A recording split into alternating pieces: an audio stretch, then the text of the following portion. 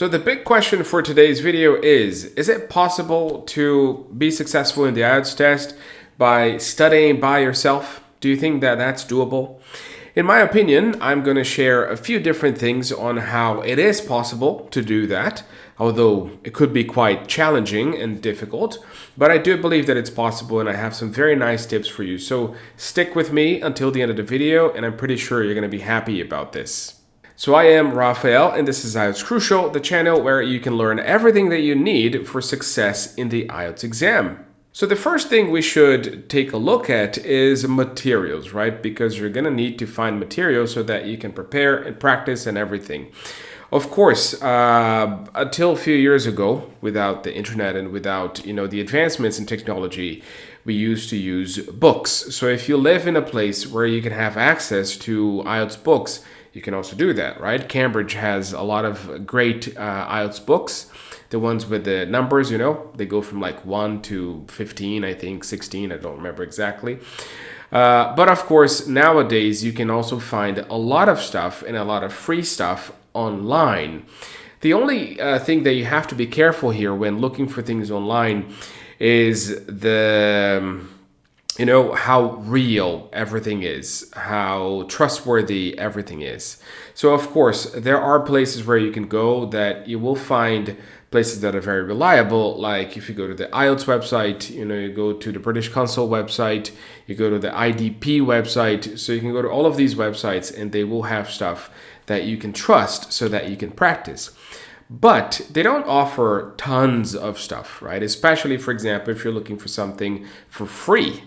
If you're looking to prepare by yourself and for free, not spend any kind of money, that's going to be even a little bit harder in terms of finding materials that are actually good and that are actually similar or basically the same way as a test really goes. So this is something that you have to be careful about. There are tons and tons and tons and tons and tons of gigabytes and terabytes, whatever, of materials online, but you really have to analyze all of those websites and those materials that you're searching for to check if they are really trustworthy and if they really use stuff that it's similar to the tests.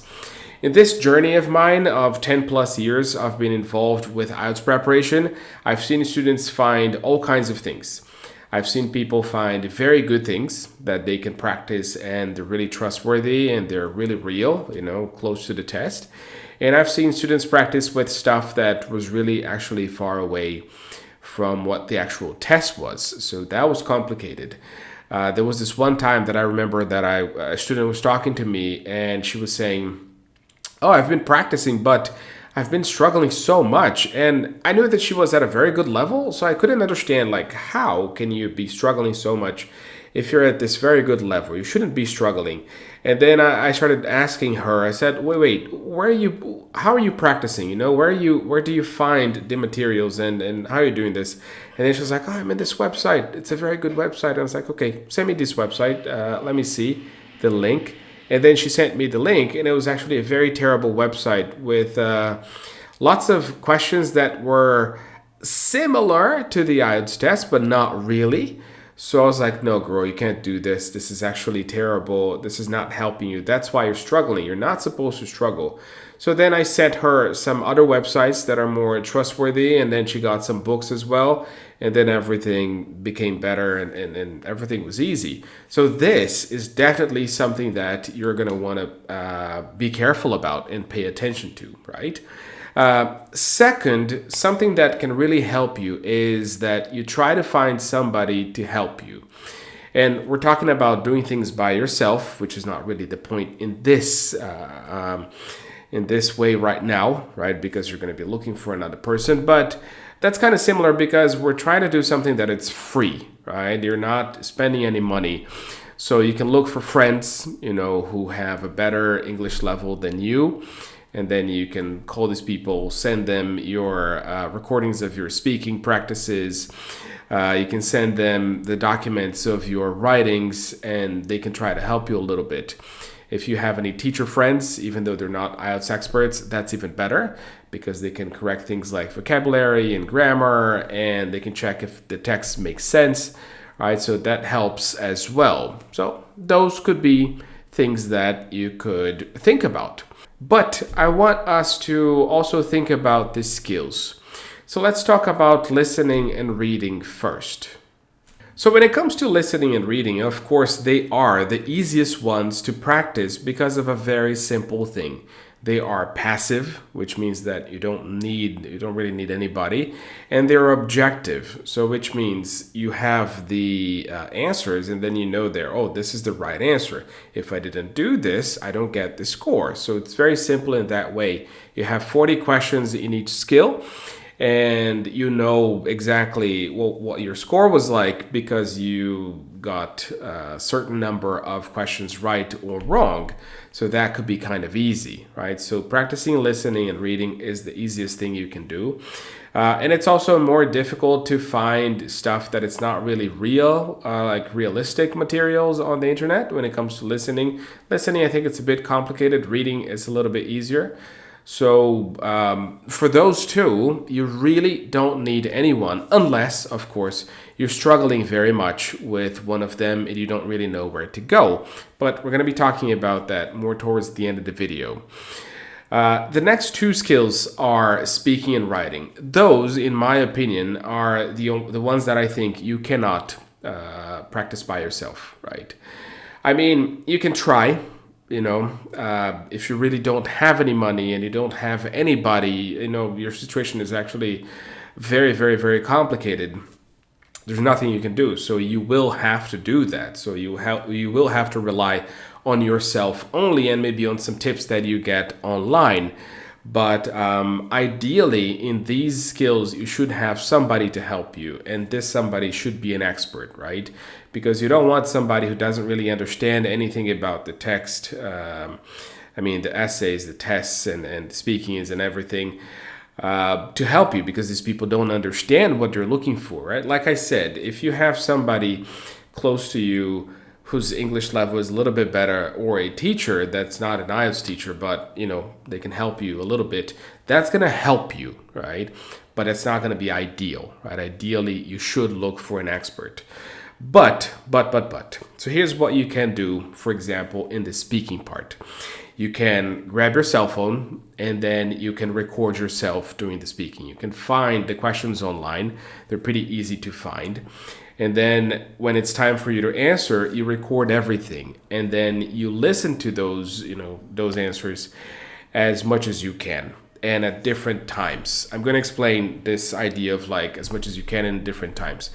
Think about this. Whenever you watch a movie, again, you get a different perspective because you get to understand every time that you watch that movie, one point, you're paying attention to one thing. Let's say it's a love story. You're paying attention to the main love story and how it develops, right? But then the second time you watch it, you already know the love story. You know what's going to happen in the movie 90% of the time. So then you start paying attention to different things, right? So there's this love story A, but then there's this part B here that I didn't really pay attention. And then you start paying attention to that. So this happens to pretty much everybody. I'm pretty sure that you've been through this already. So this is the same thing that it's going to happen when you have to correct things by yourself or analyze things by yourself. You're going to analyze it as soon as you finish. So I've just recorded all of my speaking answers. Okay, beautiful. Now, what do you want to do now? Now I want to listen and then make a few notes of what's right, of what's wrong, and everything. Okay, beautiful. Then you go and do that. You're going to sit there, you're going to find some stuff. And then, I don't know, go do something else. I don't know, go to the gym, go exercise, go sleep, go do whatever, play video games, and then come back, listen again. You will see that I'm pretty sure that you will find more mistakes or other mistakes, right? And then you can do that as many times as you wish, but don't go too far, of course, because then it's going to be kind of like boring. So you can do this like 3, 4, 5 times tops, and then that's pretty much it. And then you keep doing that. When it comes to the writing, you're going to be doing pretty much the same thing, right? You're going to write, and then you're going to check yourself, and then you're going to check again and again and again as many times as it is needed for you. And every time you check, you're going to make sure that you make notes of everything that you're doing so that you can see if those mistakes are repeated or not, or if you really struggle with a specific part of that. Because then if you realize that you're struggling with a specific part of the writing, then you can work on it, because you can say, wait, I've made, I don't know, out of the 260 words that I wrote, I made 7 spelling mistakes. Those might not be too much, but it could be a little bit. So you can check that out. Say, oh, I have a spelling problem. And then you go for the spelling, you go straight on that. Oh, I'm having difficulty with this grammar point here. So then you can go online and then you can study about that. So, there are these different ways that you can study by yourself, by relying on a few different things, like I said at the beginning of the video, like the internet and books maybe.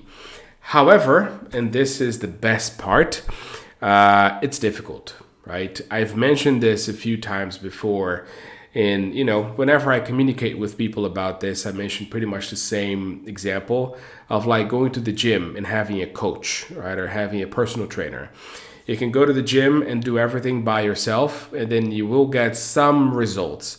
But when you work with a personal trainer or with some kind of coach, you can go farther away, and then you can actually improve faster. So that's the main thing. And speaking of money, we do have a free course. It's a free introductory course on the IELTS test, where you can learn the basics of the test. And we have the link down in the descriptions for you to check. It's a beautiful course. It's very nice. It's actually short, so you can do this very quickly. And we also have a writing course that it's a specific course for the writing. It's not free, it's paid, but it's a very, very, very cheap course on Udemy. And Udemy right now, if you're watching this video as soon as it was released, it's on sale. So they have a very low price on this course at Udemy. You can go to our website, IELTScrucial.com, and then you can, get all the links there to, for you to enjoy these courses and get that dream score you've always wanted. So that's going to be pretty much it for this video today. Thank you very much. Merry Christmas, because it's Christmas time for a lot of people. And I'll see you in the next one. Bye-bye.